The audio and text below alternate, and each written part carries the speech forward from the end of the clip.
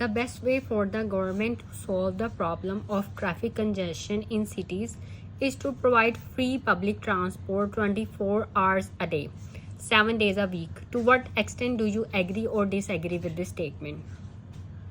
तो अब आपने ये बताना है कि टू व्हाट एक्सटेंट आप एग्री करते हैं या डिसएग्री करते हैं इस स्टेटमेंट से. So first look at the introduction. Some people opine that the finest solution to urban traffic congestion. Now look at the essay prompt. In essay prompt, the word was the best way. So instead of writing or repeating this word in our introduction, while paraphrasing, we have written the finest solution. So the best way and the finest solution, these are synonyms.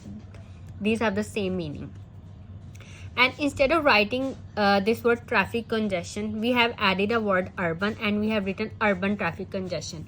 जब आप paraphrasing करते हैं introduction में, तो अगर आप ये exact statement repeat कर देंगे as in the essay prompt, then it would not be good for your band scores. You have to use synonyms and topic related vocabulary words in order to show the examiner that you have a range of vocabulary. So we have added this word urban traffic congestion is to provide free public transport round the clock. अब आपके पास words जो हैं, मतलब आपने जो words हैं वो 250 words लिखने होते हैं. आप 250 से 300 वर्ड्स लिख सकते हैं. अब इसमें जो है 24 hours a day 7 days a week word use किया, तो हम जो है ये वर्ड नहीं यूज़ करें, हम यूज़ करें राउंड द क्लॉक. तो इस तरह से जो है ना, आपने वर्ड्स को चेंज करके topic related vocabulary words use करके सिनोनिम्स यूज़ करके आपने जो है अपना एसे लिखना है. और इंट्रोडक्शन तो क्रूशियल है, मतलब ये फर्स्ट इंप्रेशन है एग्जामिनर पे. एग्जामिनर ने सबसे पहले यही पढ़ना है. तो अगर आपका अच्छा इंप्रेशन पड़ जाएगा इंट्रोडक्शन का ही, आपने अच्छी पैराफ्रेजिंग की होगी लाइक दिस, तो एग्जामिनर पे अच्छा इंप्रेशन पड़ेगा और होपफुली आप अपने डिज़ायर्ड बैंड स्कोर जो हैं वो ले सकते हैं. लेकिन अगर आप कुछ स्टूडेंट यही जो स्टेटमेंट होते हैं इधर कॉपी पेस्ट कर देते हैं, वर्ड्स को चेंज नहीं करते, मतलब यही स्टेटमेंट इधर लिख देंगे, तो ये अच्छा नहीं है आपके बैंड स्कोर्स के लिए. और आपने अपना ओपिनियन भी दे देना है, ठीक है, आप एग्री करते हैं या डिसएग्री करते हैं. So I however beg to differ. I believe that free public transport could help in solving the traffic problem to some extent, but it definitely is not the best solution. अभी देखिए इसी word के हमने मतलब the best way जो word, मतलब ये जो स्टेटमेंट है इसके हमने लिखा है द फाइनेस्ट सोल्यूशन, फिर हमने लिखा है द बेस्ट सोल्यूशन. ठीक है, the best way and the best solution.